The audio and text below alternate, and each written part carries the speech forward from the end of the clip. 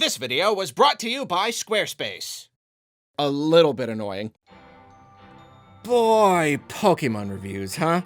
They're always so interesting, aren't they? There's always so much to say, so much to consider, and there's all the Pokemon drama. You can't separate the drama from the games. The Pokemon Company jerks us around so much. They make this so much more complicated than it needs to be. They're games about fighting monsters. Like, come on. And no matter what I say, I lose. If I like the game too much, people yell at me. If I hate the game too much, people yell at me. So at this point, I don't know, man.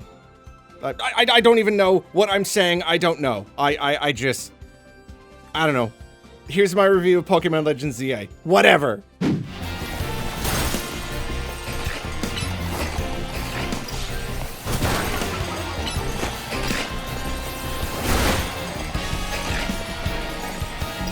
I loved Pokemon Legends Arceus. I loved it to pieces. I felt like in basically every meaningful way, it was still the same Pokemon we've always had, but more. It was so immersive. The ability to manually aim and throw Pokeballs, whether to catch Pokemon or send out my own, it was a dream come true. I felt more like a real Pokemon trainer than ever. I was no longer just a sprite guy running around and initiating battles. There was a real-time element, a world that moved even when I didn't. Suddenly, I had to keep my own personal safety in mind. There's nothing necessarily wrong with a game being strictly turn-based, but for me, after so many years, I was ready for this. Ready for Pokemon to be something more traditionally video gamey, if that makes sense. And then there were the changes to the combat system, the same monsters and moves and mechanics and themes and all that, but now they functioned a little bit differently in this different context. I felt that Arceus represented the first meaningful, dramatic change to the formula, the first major advancement that Pokemon had made since the beginning. The first major leap, and I could not wait for them to build upon it. I don't know if I would say that Legends ZA builds upon what Arceus established exactly. It certainly continues it, but more than anything, it throws in another brand new spin. It takes another huge leap, and an even bigger one this time.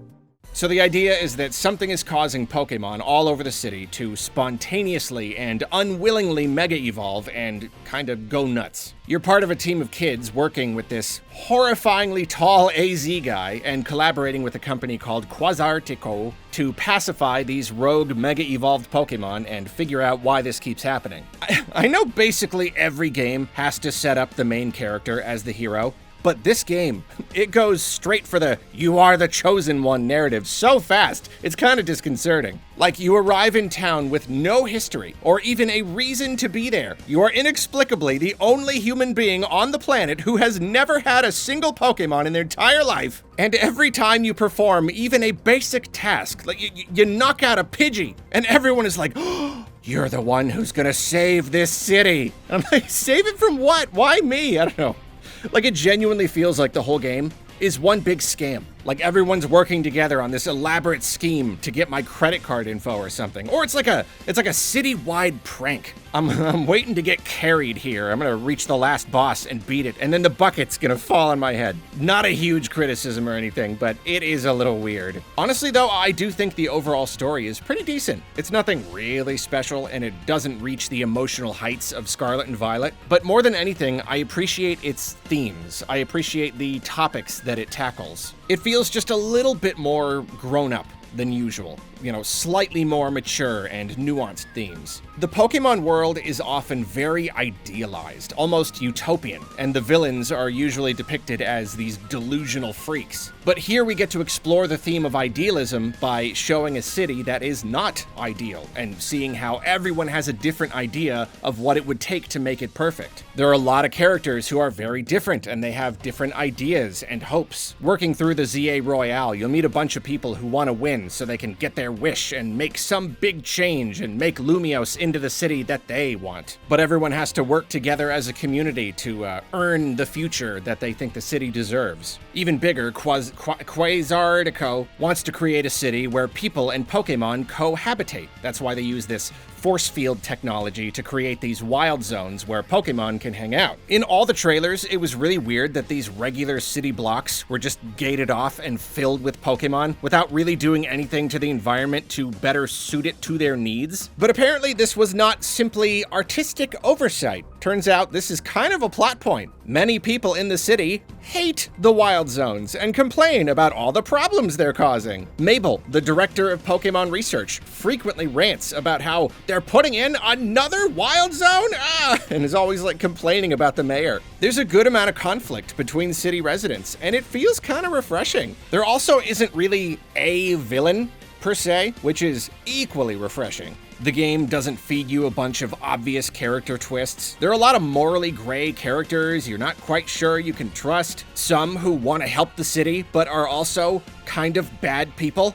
Like, one of them is essentially a mob boss loan shark. He scams one of the other characters and basically threatens to assault your whole team at one point. But he also cares about the city and wants to help it, and he has all of his own motivations and whatnot. In fact, another huge theme here is redemption. Like, redemption is a really, really big ongoing topic in this game. A lot of the bad guys from X and Y make their return here, and they're trying to navigate this world in the aftermath of that story. I mentioned Mabel, and she's basically on parole. Like, she talks about how she's not even allowed to leave the city, and she's putting in all this work because she kind of just has to. I can't say I'm used to seeing this many ex-criminals trying to reintegrate into society in a Pokémon game, so it's pretty interesting. Full transparency, I did not actually play X and Y, so most of this returning character stuff is kind of lost on me. But I'm sure anyone who did play X and Y will find all of this that much more enjoyable. There seem to be a whole lot of references and returning characters here. And even with my relatively casual knowledge of the Pokemon universe, it's really fun to catch all these other references to the events from other games and times in history. I like it when they remind me that this is one big interconnected world, and I can be like, oh, hey, I know that guy, or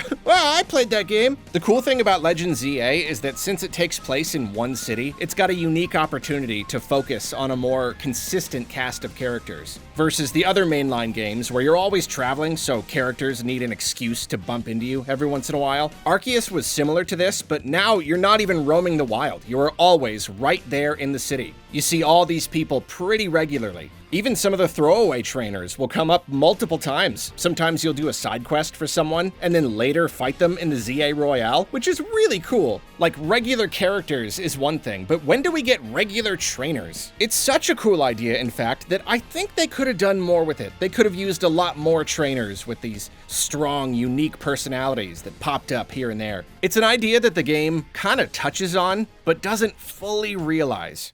Before we continue, I must remind you how this video was brought to you by Squarespace. You need a website, storefront, content library, resume, business landing page, something else? Well, I wanted to build a website where I could recommend things to people, but I didn't know how to make a website. Whole thing seemed really scary and hard. But my friends, Squarespace made it so easy. The intuitive builder lets you do basically whatever you want, and it's all really simple. You don't have to do any coding. You can even start with a template if you want to make things like mega ultra easy. Before I knew it, I had a real nice looking website, I tell you. Doing the actual recommending is just as easy. Drafting up posts is no sweat. Formatting and embedding links and stuff is nothing. I can schedule everything to automatically publish whenever I want, and it'll even generate social media posts for me. If I ever need anything fancier, Squarespace offers lots of powerful extensions, and they've also got a real nice suite of analytics built right in there, which I do appreciate. To try out Squarespace for yourself, head to squarespace.com for a free trial. Then when you're ready to launch, head to squarespace.com/Arlo to save 10% off your first website or domain.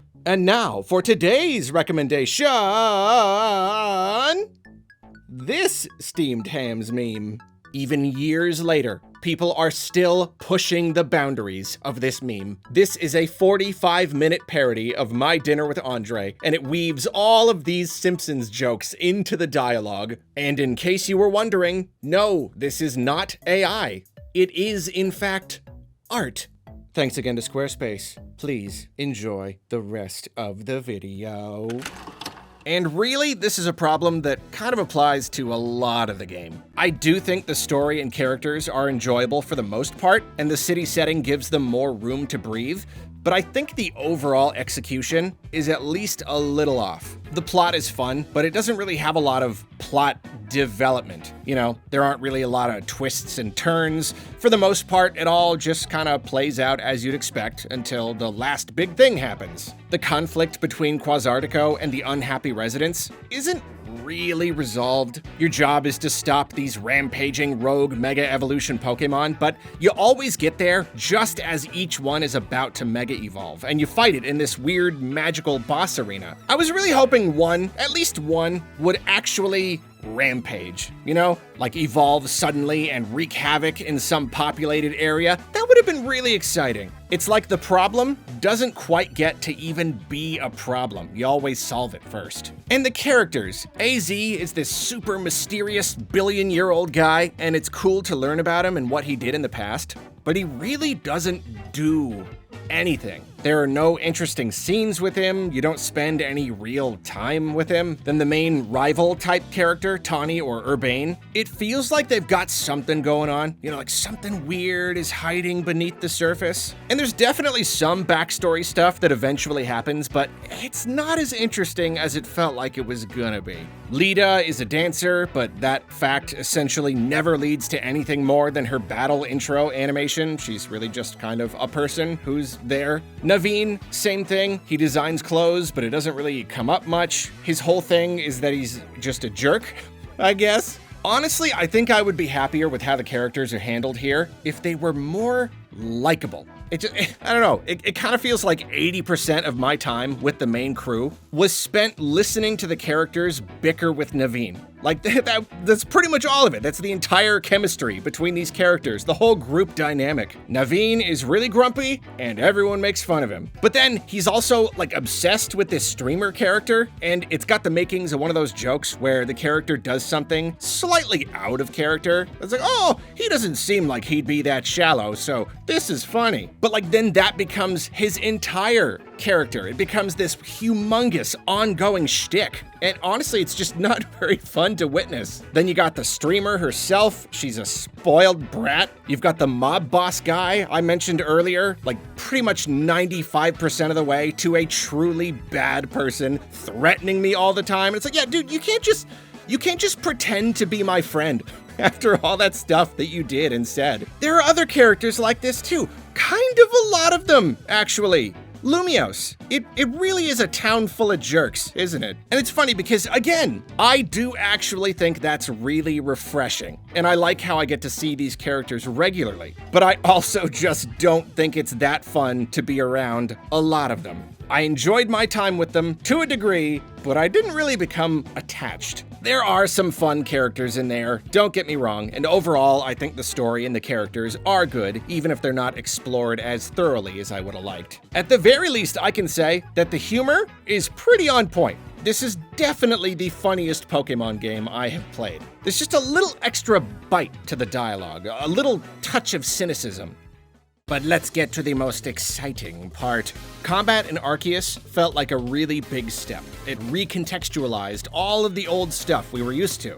And yet that was nothing compared to this. We have real-time combat in a Pokémon game. We have real-time combat in a Pokémon game. Again, it's all the same moves and types and stats and all that stuff, but it all functions differently now. A move is no longer just about power, accuracy, and effects. No, every move has a cooldown that you've got to consider. And big moves naturally have longer cooldowns, and this balances the game way more than PP ever did. Oh, but it's not just about the cooldown, it's also about the wind-up. Big long wind-ups leave a Pokémon vulnerable. You've got to consider how a move is animated. Accuracy is no longer just a stat, but how effectively a move hits and how easy it may be to dodge. So moves serving different purposes, plus the cooldown and wind-up system, it makes me consider moves that I never would have before. Now moves like Protect and Detect can be so powerful if used just at the right time.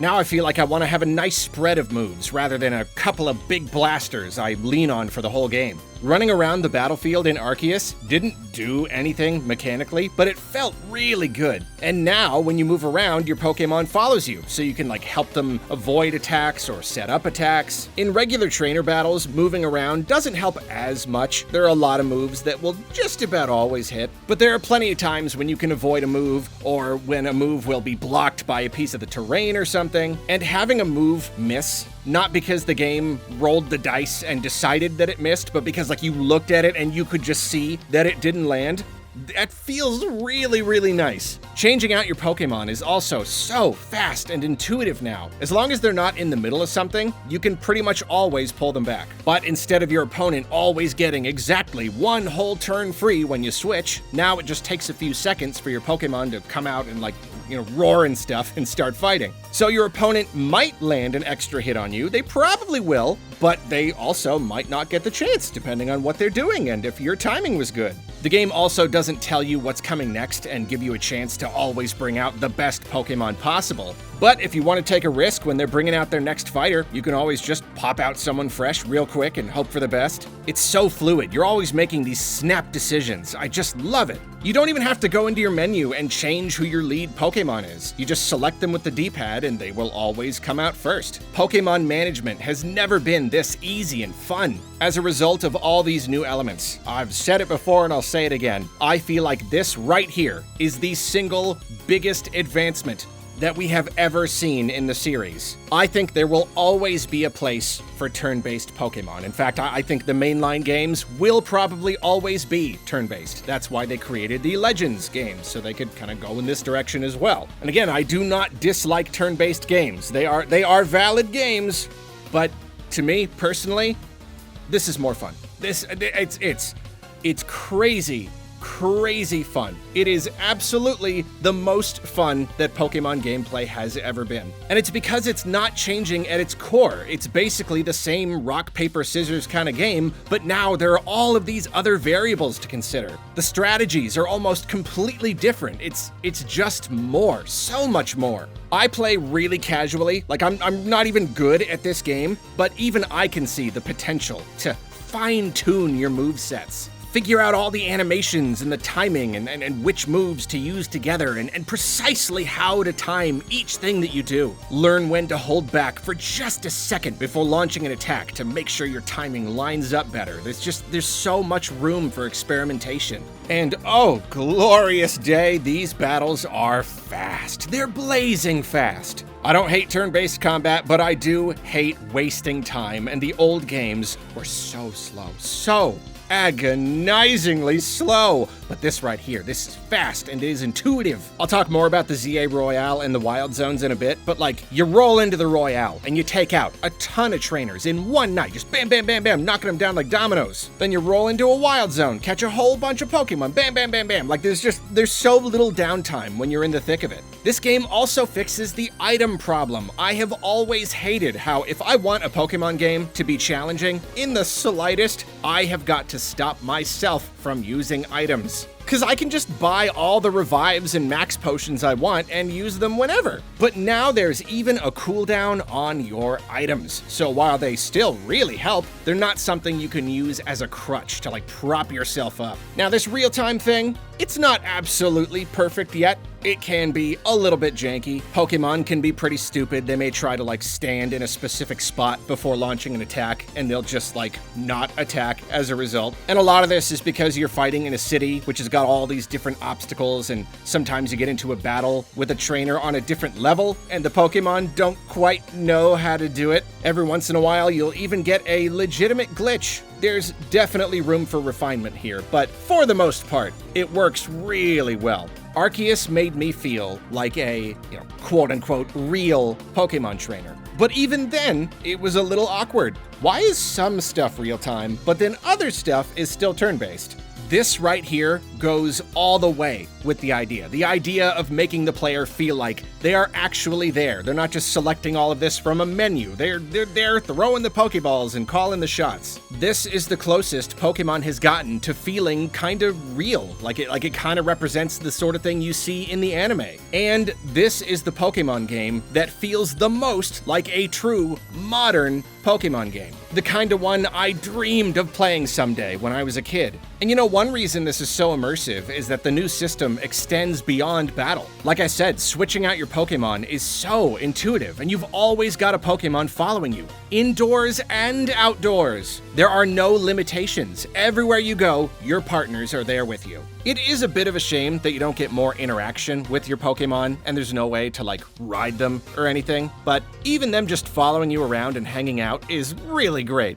And every new thing the game does mechanically is at its absolute best in Rogue Mega Evolution battles. This idea itself represents a culmination and near perfection of something that Pokemon has been working toward for a whole generation. Pokemon Go, Dynamax battles, Terra Raid battles, even the big battles from Arceus, they have been building up this idea of facing off against an extra strong Pokemon, essentially like a boss battle. And it's always been fun, but this right here, this is really it. They did it. The real-time combat system changes everything. It's all the fun of running around and avoiding attacks like in Arceus, but without the awkwardness of throwing stinky bags at them and engaging in turn-based combat only sometimes. No, this is the whole shebang. Here, your positioning really matters, both for yourself and your Pokemon. You've got to try your best to avoid these attacks. It is non-negotiable. These Rogue Megas are massive and have unique moves and animations versus using them in regular combat. And it makes every single encounter unique, like a true boss battle. And also, unlike Arceus, there are tons of these battles. Pokemon cheaps out on a lot of stuff, and of course, we'll be talking about the overall value of the game later, but I really do think these Rogue Mega battles add a lot to the experience. They didn't just make these Pokemon big and buff their stats. Each of these is a bespoke battle. And they are crazy fun, just absolutely thrilling at times. And they're even more fun thanks to your own Mega Evolving abilities. Regular attacks don't do as much damage, but they can knock this Mega Energy stuff out of them. And if you build up enough, you can Mega Evolve your Pokemon temporarily and deal a lot more damage. You can even keep it going by collecting more energy fast enough, which feels really great. And if your Pokemon can't Mega Evolve, their moves can be upgraded to plus moves, so you can spend a little chunkier gauge to launch one extra strong attack. This all adds another layer of strategy, gives you another thing to consider and balance and time correctly, as well as just making the battles that much more entertaining.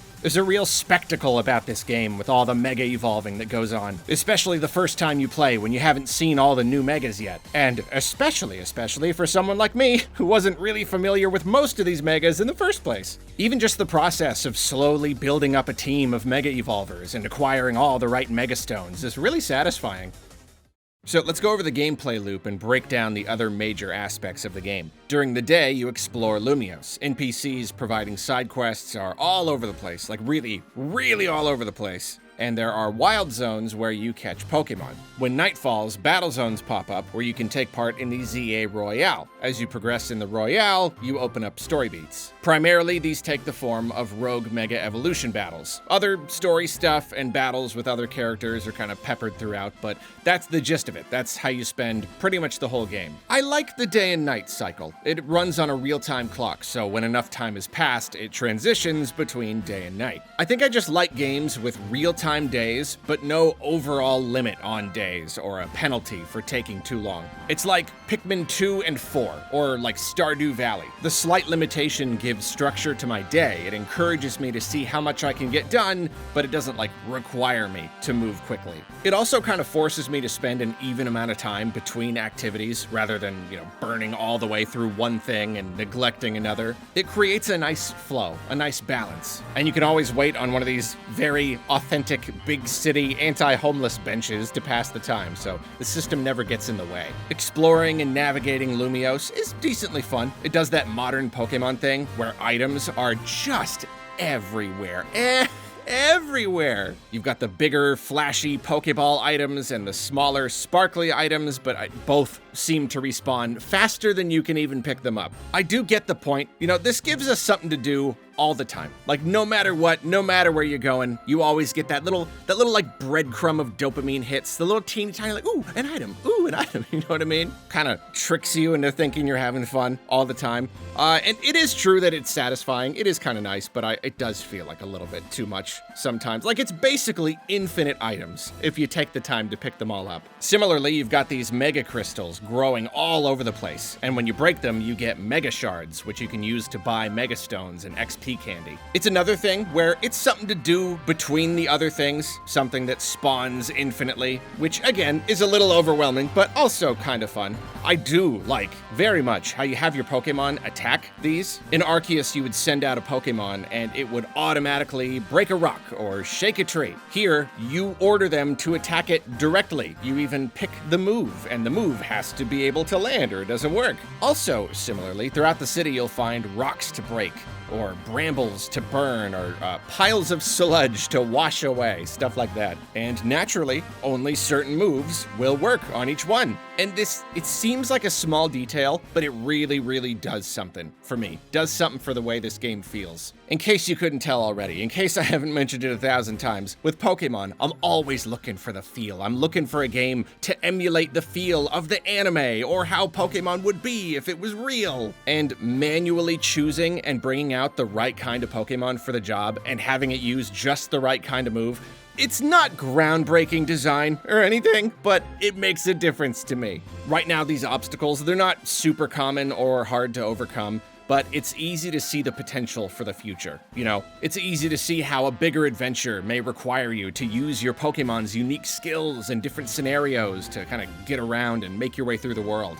Weirdly enough, ZA introduces platforming elements of all things. You'll find yourself climbing up and around like scaffolding and construction sites, and sometimes you'll need to dive off ledges Dark Souls style, and eventually you get the ability to do this little mid-air glide thing. I don't know if you could call it a glide, but it's kind of a glide. And I am not against this whole idea.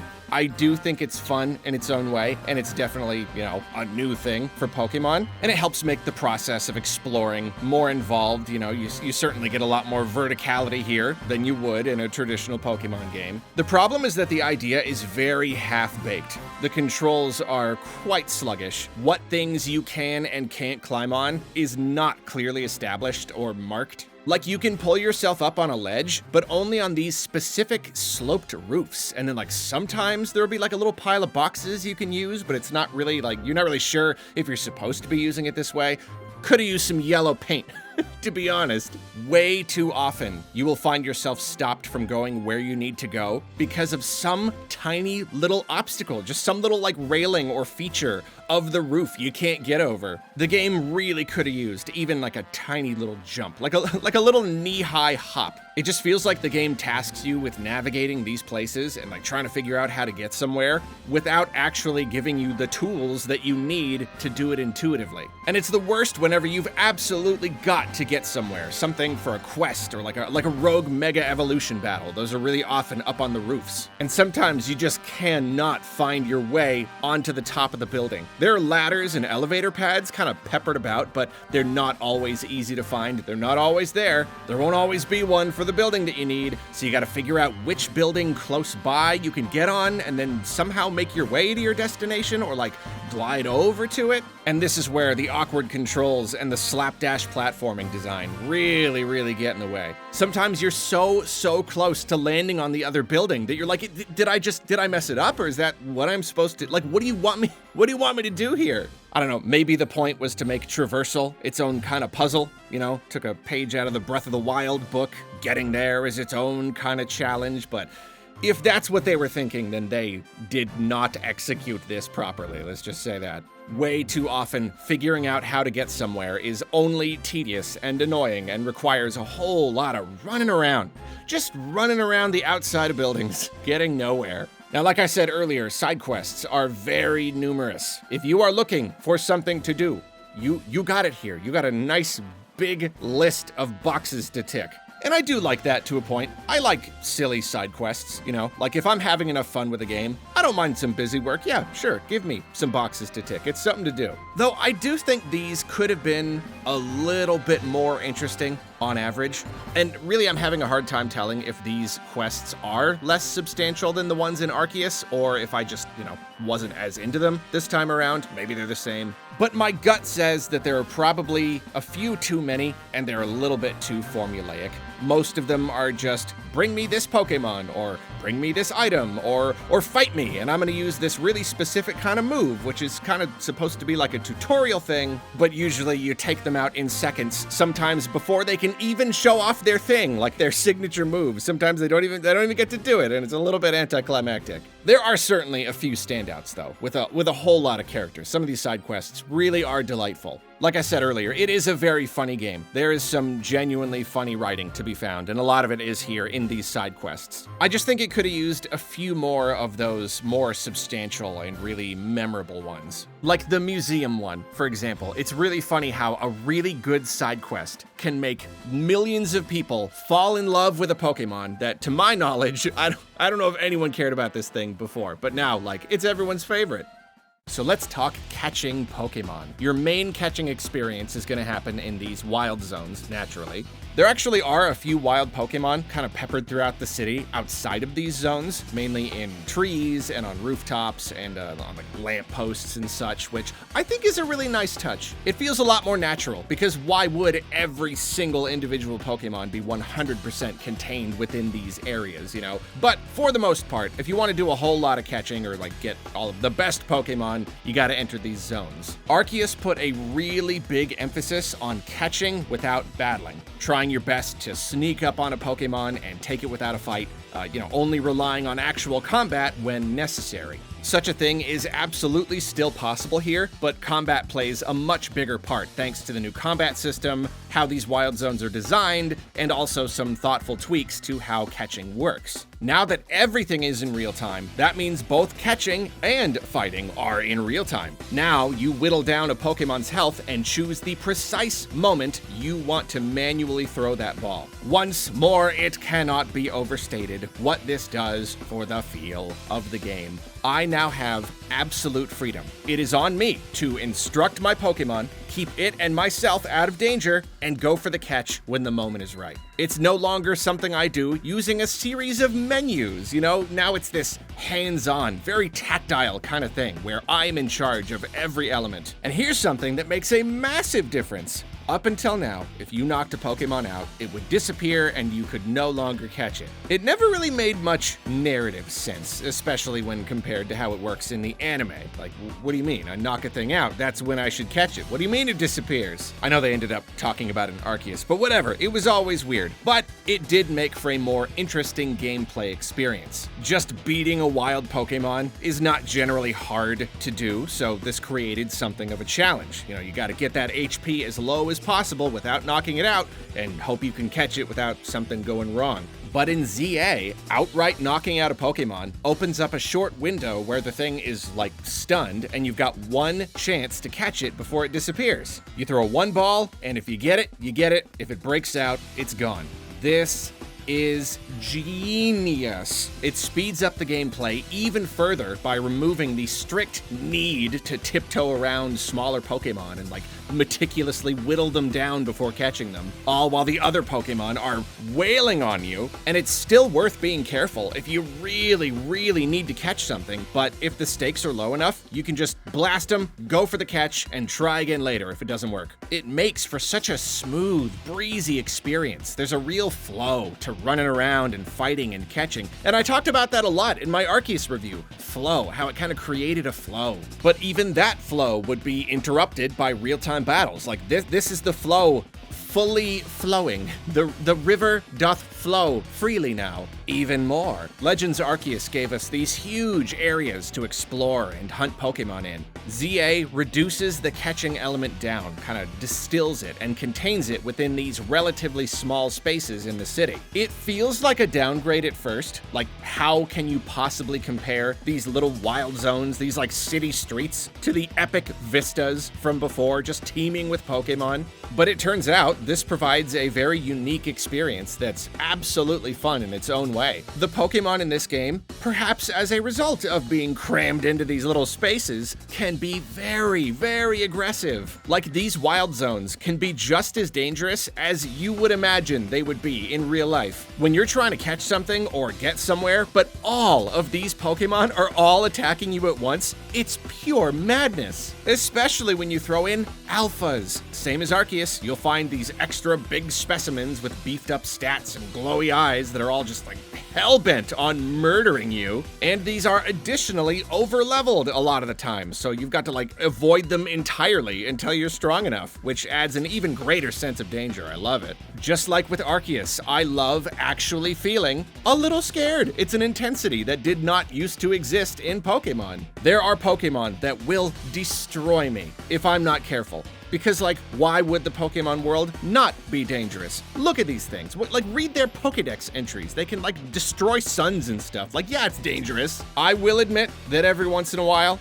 the Pokémon can feel a little too aggressive, and it can be a little annoying. Sometimes I just need to grab something real quick. Why are all of these teeny little Pokémon absolutely dogpiling me? Like, who do they think they are? And the alphas respawn almost instantly, often the same ones in the same spots all the time. So there's really no rest from it. Every time you come to this area, you're just gonna be accosted. But yeah, I guess it is a little bit more realistic, isn't it? And overall, this whole system is just phenomenal. It's so much fun jumping into a wild zone, and suddenly everything is going wrong. It's more like a war zone now. And a couple minutes later, you come crawling out with all your Pokemon knocked out, and you're like half dead. But your Pokemon coffers are a little fuller, and you feel so alive. Now, ZA doesn't put quite as much of an emphasis on catching as Arceus did. Mabel gives you a very long list of research tasks to complete, and catching a whole bunch of different Pokemon and lots of each type is absolutely on the list. But this time it's not tied to story progression. You really just get rewards as your research level goes up. And I'm totally fine with that. This game is more about combat than catching, which is kind of cool. I like that both games kind of had their own thing. I just think it's a little silly how the game still wants you to catch a whole lot of Pokemon, but it doesn't give you something when you let them go, like in Arceus. That game made filling up your boxes worth doing. Now, filling out your research just clogs up your boxes until you get around to mass releasing everything you don't want. It's a bit of a shame. Now we come to the ZA Royale. As with Wild Zones and Rogue Mega Battles, or just, as with the rest of the game, the new real-time combat system really shines here. It takes something that we've done a million times and condenses it down into this very pure and fast and exciting experience. Before you can fight in a promotion match to raise your rank, you've got to earn enough tickets through the Royale. Battle zones are filled with trainers, just packed with them, and your goal is to beat as many of them as you can. Speed is really your friend here, whereas in past games, too many trainers in a row could turn into an agonizing slog to me. Now, I can breeze through a dozen of them like it's nothing. I'm just getting warmed up here. And here's a case where the faster Pokemon switching feels particularly great. You can switch out your Pokemon and prepare for each battle on the fly without ever touching a menu. You can withdraw and send out your Pokemon at a moment's notice, whenever you want, in battle, out of battle, always shifting your strategy however you need.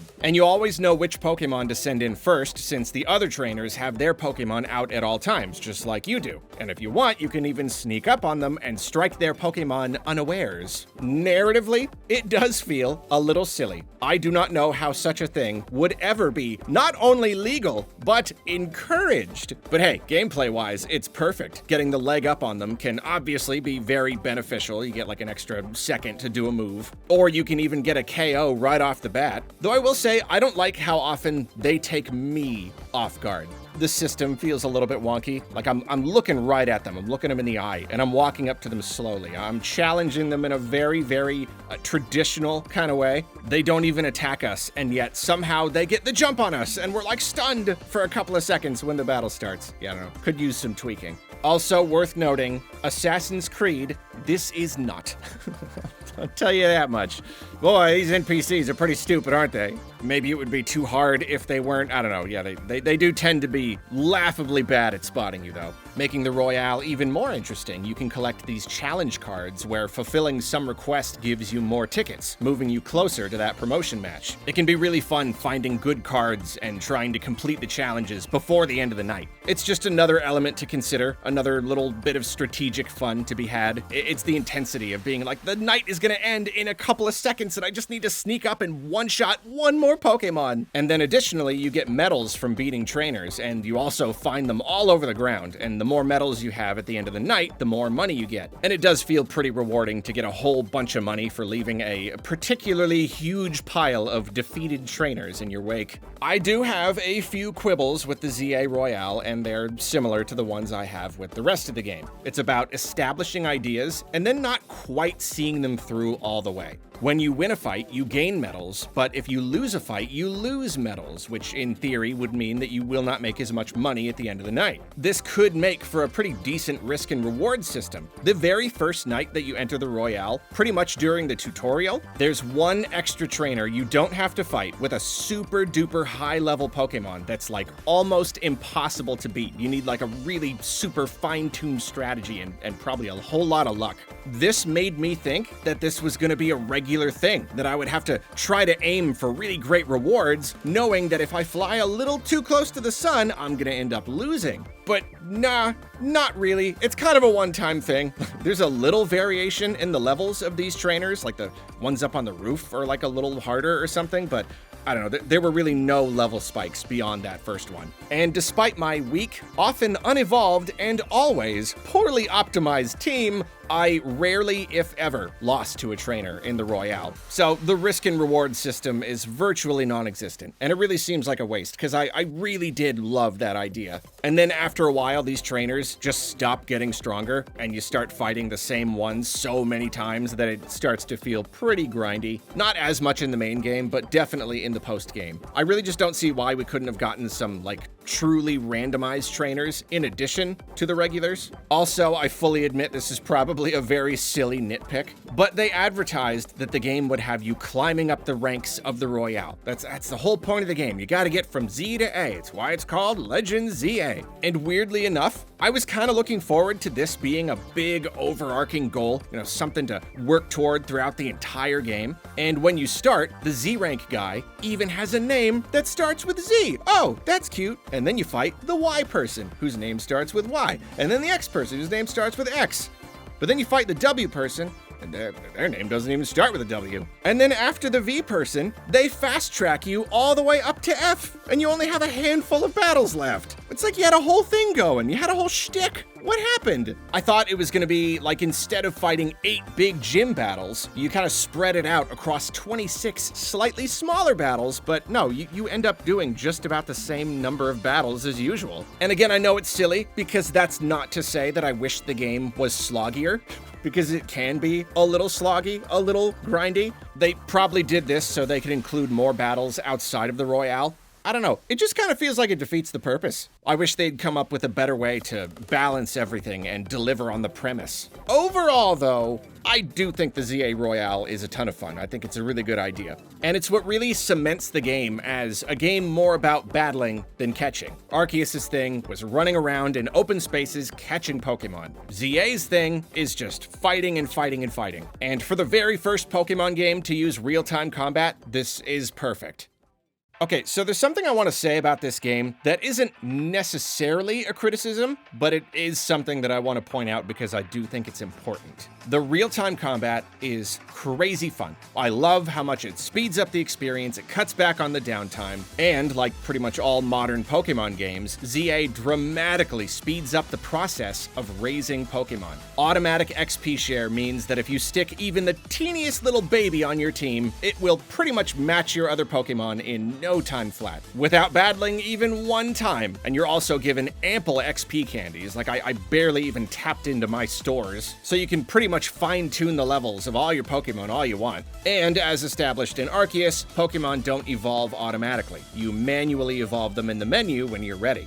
I hate grinding. I hate wasting time. I don't have hundreds and hundreds of hours to play one game, yada yada yada, but I do have to admit, the less I need to manually raise up my Pokemon by having them fight, the less connection I have with them. Pokemon is really great at creating stories. You get to manually pick all of these members of your team, you get really attached to them, you guide them to victory, you have these big victorious moments. And how fitting that Pokemon Legends ZA takes place in a modern city, because it perfectly reflects modern society. The more convenient life becomes, the less special it feels. The more technology advances, the more we get to have all of our comforts right at our fingertips or delivered right to our door, the less happy we tend to be. I have instant access to every show and movie ever created right on a phone I keep in my pocket. And yet nothing will ever be as fun as when I had to get up early to watch my favorite show and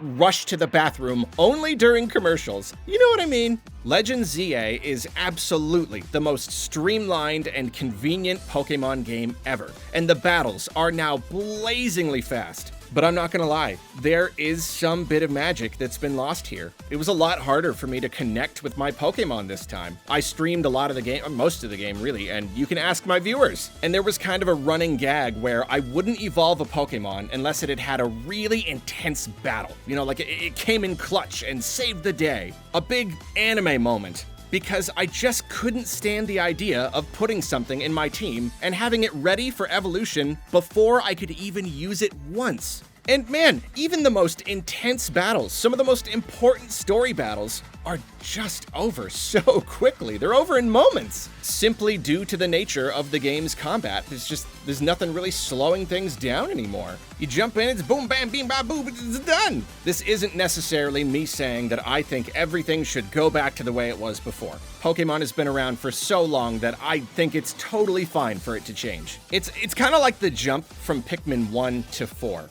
Ooh, that's 2 Pikmin references in one Pokemon review. Nice! But Pikmin 4 is mega streamlined and eschews a lot of what made Pikmin 1 so special. You could totally argue that some of that original magic is gone, but this also allows Pikmin 4 to do totally new things, and also reach a bigger audience thanks to its better approachability. Streamlining Pokemon this much was probably the right move. And I'm really happy to have real-time combat, finally. But it is worth noting how this affects my attachment to my Pokemon and the tendency for fun stories to organically materialize. I don't know how the Pokemon Company feels about this, like if this is on their radar at all, but I do think there are some things they could do that would help.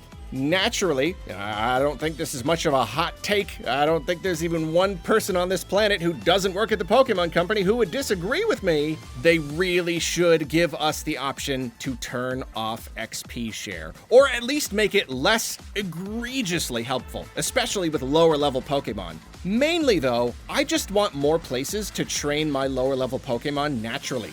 Wild Pokemon in this game give like no experience. Even fighting same level wild Pokemon is essentially worthless. Sure, catching gives a little more XP, but that doesn't really help with the issue. Fighting trainers is really how you level up. Nearly all of the trainers that you will fight in this game will be in the ZA Royale, and those levels gradually rise, and eventually they stay capped in one place. Side quests offer lower level battles, but good luck finding these exactly when you need them, when your Pokemon is at the exact right level, because they don't scale with you in any way. It would help a lot if you could rematch whenever you wanted, and maybe you could even see what level their Pokemon are at a glance, like over their head or something. The best thing though would would be giving us lower level battle zones at night, like you've always got access to a whole range of different levels. This would allow me to get a new Pokemon or two and spend at least a little time training them naturally. The ability to breed would have been nice too. I don't even like train for perfect IVs or whatever. I just like to start with a nice, fresh little baby level 5. Catching something at level 50 and training it from there, and like the second you get it, it's already ready to evolve into its final form. Like, I don't know, feels a little silly to me. As it is, my main team contains pretty much the only Pokemon I built any attachment to, and even there, you find plenty of compromises. A bunch of Pokemon that grew up and were ready to evolve way too early. It's a little disappointing, but I don't know. It is what it is. Once again, of course, I will not spoil anything, but I do want to mention the post-game content briefly. Arceus had a huge post-game, if you consider the post-game to be everything after you roll the credits, which I do. A bunch more story to complete, a bunch of legendaries to get, and a whole final boss. I actually raised a whole second team to do it all. It was kind of like playing a second game. It was tons of fun. ZA is another story. After you roll the credits, there's really not much to do beyond a couple really basic legendary quests and some more ZA Royale stuff that, like I said earlier, it's pretty grindy. There isn't even much story stuff that happens. So technically the game feels like it has less content than Arceus did, but I also don't know if I care too much.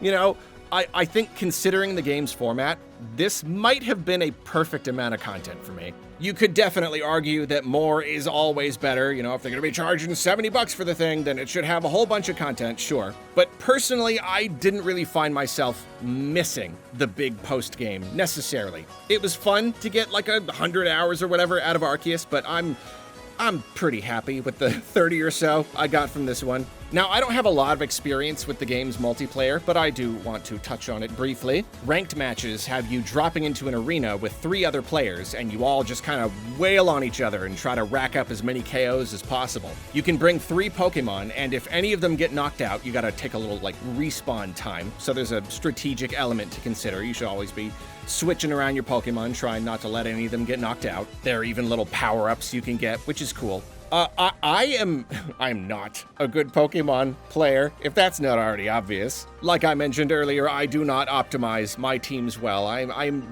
the quintessential casual Pokemon fan. There is no reality, no timeline where I will do well in a competitive mode in a Pokemon game. But I do have to say, this is stupid fun. Just incredibly fun. Even if I do not normally do well, even if I've only come out on top one single time, which was probably more luck than anything, no, definitely more luck than anything else, and even if the meta is predictably dominated by 3 Pokemon, which is always really annoying, the real-time element at least gives me sort of a chance. And the format itself, everyone just running around and going ham on each other, it's, I don't know, it's pretty much the only competitive online Pokemon I could ever see myself engaging with. Just like the rest of the game, it's snappy and thrilling and more than a little wacky. And finally, let's talk presentation. Pokemon games are funny. How they look and run is pretty all over the place. Let's Go ran well and looked fine. Sword and Shield ran okay, looked both great and terrible at different points. Legends Arceus ran pretty well and looked pretty alright. Brilliant Diamond and Shining Pearl looked bad to okay and ran fine. And then Scarlet and Violet ran and looked terrible. Absolute worst in both categories. It's like a box of chocolates. You never know what you're gonna get. And now we have Legends ZA. I played on Switch too, and thanks to the extra horsepower, we finally have a Pokemon game that we can say actually runs very, very well. Considering how much some of the other games struggled, I wondered if they would somehow find a way to mess this one up too. But no, performance is literally perfect. Buttery smooth 60 FPS frame rate at essentially all times. I know it's not impressive, but it is at least a good thing. And I was surprised to learn that the native resolution isn't really that high at all, because thanks to DLSS upscaling, the image is incredibly sharp. Even on a big 4K display, it looks great. It's actually really encouraging to see the technology working so well, so much better than I ever expected. And fortunately, the Switch 2 edition doesn't just run better, it also includes much sharper textures and improved lighting, which I feel makes a pretty big difference based on the footage I've seen of the Switch version. Unfortunately, however, the visual design itself is rather inconsistent, with plenty of elements that stick out like a sore thumb. The biggest problem is that the whole game takes place in one city. You spend most of your time running around these buildings and past these NPCs, so I kind of feel like making the buildings and the NPCs look nice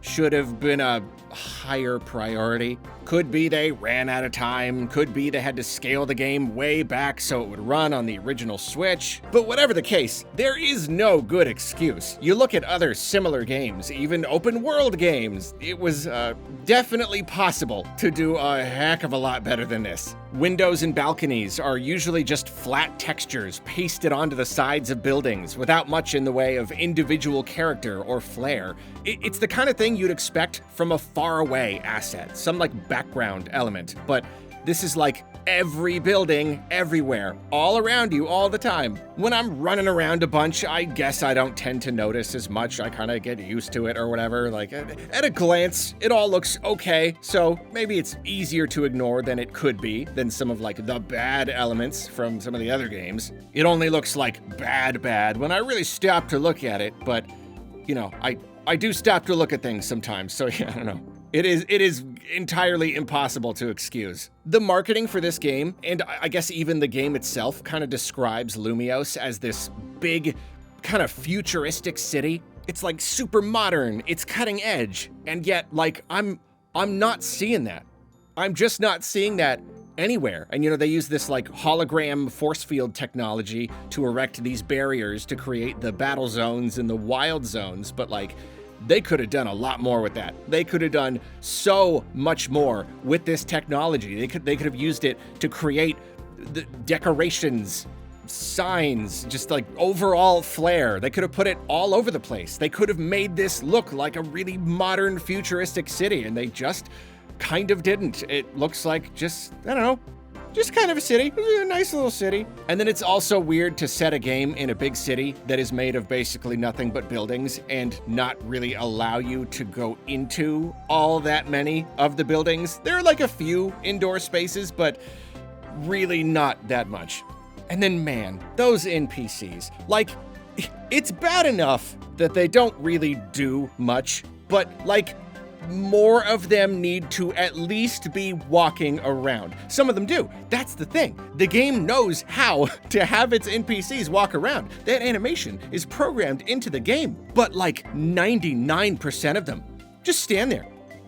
Literally just standing completely still. And it's genuinely unnerving. It's like a weird horror movie. You'll turn a corner and see literally dozens of people without a single one of them moving an inch. And adding another layer of bizarreness is the pop-in. But when I say pop-in, I also mean pop out. Like, some NPCs will pop in when you get close enough, but then others will pop out when you get close enough. Like what is this? Ain't gonna lie, don't look very good. If there's one visual element of the game that actually does look kind of distractingly bad, it's probably this. So yeah, it's a rather uneven visual experience. I still think it looks loads better than Scarlet and Violet, at the very least, but of course, that's not saying too much, is it?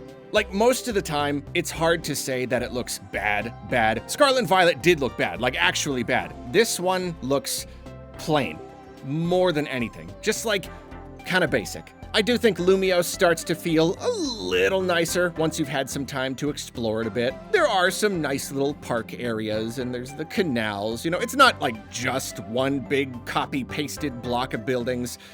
But yeah, no, it really could have used some more in the way of like, I don't know, I guess anything, like landmarks, just some more unique areas, some more flair, some like stuff on the individual building. Even if you're gonna copy paste stuff, just like put like 10 elements that you put on the buildings and just like anything, man. As it is, it's pleasant enough, but plain, just humongously plain. I'll completely admit I would probably feel differently if I were playing the Switch 1 version. I do think the better performance on Switch 2 helps to smooth the whole thing over. Again, it absolutely does not excuse the visuals, nothing does, but it does make them a whole lot easier to deal with. It's probably Stockholm Syndrome. I should have higher standards than this, but like I can't deny there is something nice about playing a Pokemon game that at the very least runs really well. Looks really nice and sharp, like it's kind of surreal. There is a novelty to it, even though there totally shouldn't be. And the game does have some stuff going for it in the visual department. The few indoor areas that we have really do look quite nice, I have to say. Like, really no complaints here. And you know, the animations really have improved this time around. Sword and Shield in particular really disappointed me in the animation department. It was so weird seeing Pokemon rendered in full 3D, working with home console power, and still standing rooted in place, awkwardly shooting bites at each other. And the story stuff was so cheaply animated. It was almost nothing but recycled animations and cutaways to avoid animation entirely. But ZA is a dramatic improvement on both fronts. Pokemon are decently expressive, and their moves look pretty good too. I completely admit that it's possible the animations themselves haven't really changed that much at all, and yet it looks infinitely better now that they are actually moving around and acting like animals and interacting with each other. It feels so much more natural to watch them fight. It's still not like watching the anime or anything, but I don't know if it ever will be. There's only so much you can do with a format like this, and I think they did a pretty good job on this front. Oh, and then the Rogue Megas, like I mentioned earlier, they come with loads of unique animations, and a lot of them look genuinely good. Not even like Stockholm Syndrome good, but like actually pretty good. And then the character animations really aren't too bad either. There are far more cutscenes using actual bespoke animations than probably any other mainline Pokemon game. Still nothing to write home about, but it does give these characters a lot more personality and gives the story a bit more dramatic weight. Character designs are also impeccable, as expected. You know, Pokemon struggles and even outright fails in a lot of areas, but its characters, no, they're superb. Even if the lack of voice acting has never hurt a Pokemon game more than this. I'm not necessarily of the opinion that every single game needs voice acting, and I'm actually pretty picky about performances, so I'll usually take no voice acting over distracting voice acting any day. But if you're not gonna include it, you need to present your game in a way that makes up for it. You know, little grunts and hmms and hays and stuff like that. Or like, okay, no voice acting?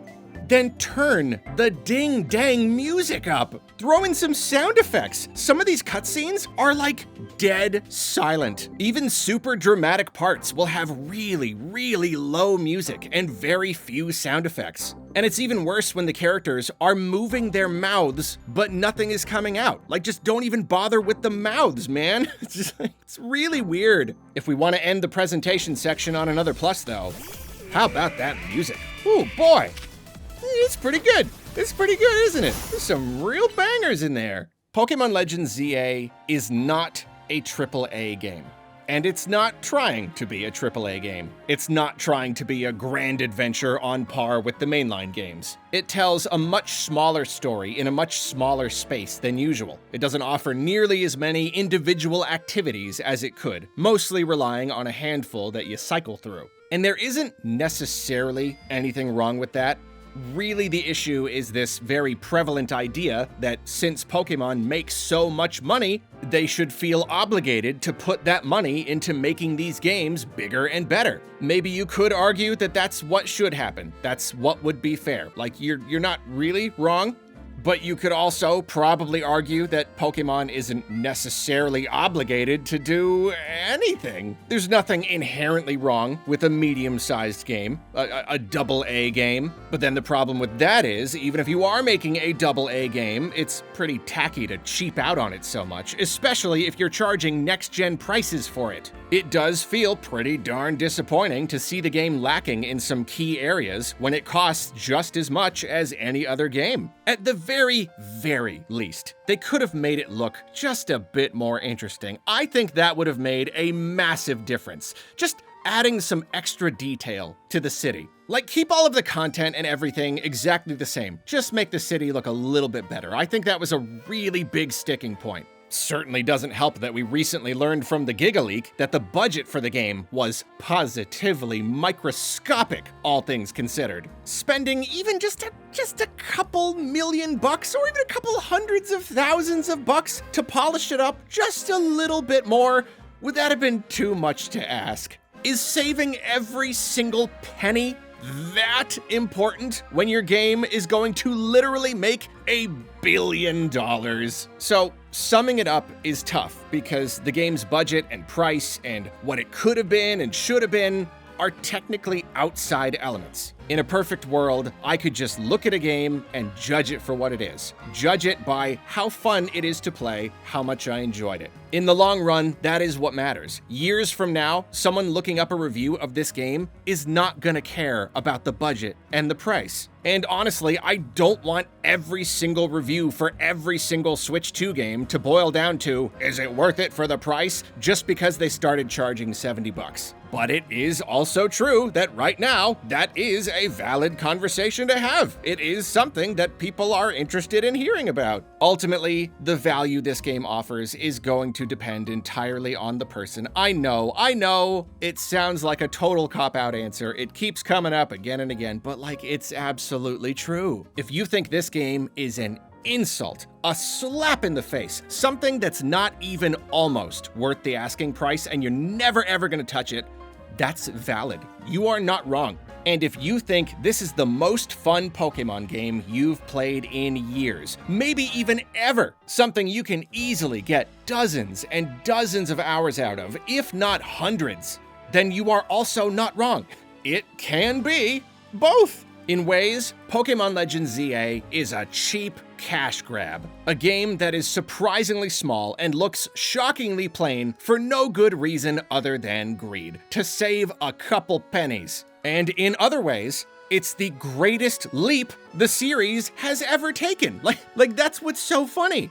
We get so lost in the price and budget conversation that it's really easy to overlook that this game is actually exactly what a lot of us have been waiting for. Game Freak was stuck in the Stone Age for so long, making big 3D games that mechanically were barely different from their counterparts on the stinking Game Boy. We have been begging Pokémon to evolve as a series, and by golly, this is it! They may have cheaped out on the presentation, but they didn't really cheap out on this new combat system. They kinda nailed it. Sure, it's got room to grow, but it's really, really great. They spent a bunch of work revamping how combat itself works, and the end result is a dramatic change to the formula. Fun on a whole new level. That's why it's so complicated. That's why the whole conversation is just such a mess, and that's why it really does just depend on the person. Me, personally, trying to set aside all of those outside elements for a moment, I can say that I really enjoyed the heck out of the game. This new combat system wrapped up in a fun and kind of different story, all the silliness with the mega evolutions and the rogue battles. It was definitely worth playing. And I know I'm gonna sound like a total fanboy for saying this. Like, I know how this sounds. But if I'm totally honest, I kinda like the smaller scope. I didn't like paying that much for it, but like I said, medium-sized game ain't necessarily a bad thing. The game lacks a lot of the big features that you find in the other mainline games, And I'm actually kind of okay with that. Usually it's frustrating how the Pokemon Company takes these teeny tiny little incremental steps, introducing new mechanics and ideas very, very slowly across many games. And yet this time, the new combat system is such a huge change that I'm a little bit glad I've got a whole game that focuses primarily on just that. Like, I'm imagining if instead of ZA and Arceus and Scarlet and Violet, we had just gotten one massive new Pokemon game with a huge open world and real-time combat and real-time catching and everything. And I mean, like, don't get me wrong, like, obviously that would have been great. Like, they could just do one game per generation and that would probably work out. But in a way, I feel like it might have felt slightly overwhelming. Like that's a really, really big change all at once. And that would also just be one single story instead of a collection of world-building stories. Sure, incremental advancements across many games that we have to purchase all of, it's certainly beneficial for Pokemon. Certainly convenient to give us so many games to buy. Again, trust me, I know how this sounds. I'm trying to be honest here. There is a little part of me that's happy to explore each idea thoroughly, knowing that they're gradually building the foundation for future games, which could be much bigger and better. And I know that, like, we keep saying that, okay, so when does the future happen? But I feel like it is. I really do feel like it is. I think we're already seeing these ideas kind of accumulate and add on top of each other. Maybe it's that Stockholm Syndrome talking again, but ZA makes me more excited than ever for either Gen 10 or just the next Legends game. That said though, even if I do think this is the most fun Pokemon has been in ages, even if I can say I largely enjoyed my time with it, I also think you probably aren't missing much if you skip this one. The real-time combat is a game changer, but since this is a relatively small showcase that doesn't offer much else, you can probably safely let this one pass you by and just wait for the idea to be explored more fully and integrated into a more full package, presumably in the next game. And we conclude this review by addressing a big question. Which game is better, ZA or Arceus? Well, I think in terms of pure gameplay fun factor, ZA probably wins. That's how much I love the real-time combat. But I think Arceus offered a more complete experience overall. The story was more fleshed out, the characters were more likable, catching and researching provided endless fun. The presentation wasn't mind-blowing, but it also didn't feel cheap. And when it released, it represented the biggest leap Pokemon had ever taken, which was a really, really big deal. Like, it was the first game to really break that ice. So yeah, I think I can say I enjoyed Arceus more. It was more of a whole video game, where ZA feels a little bit like a short story and a glorified tech demo for the new combat system. I enjoyed my time with it a whole lot, though I wouldn't be surprised if down the line it ends up being one of the more forgettable entries in the series. So that's my review, and now you know what to do. Get on down to them comments and get yelling. About what? I don't know. Who cares? Take your pick. Also, I do want to give a quick shout out to my sweet boy, my precious, precious boy, the boy. Boys Club forever!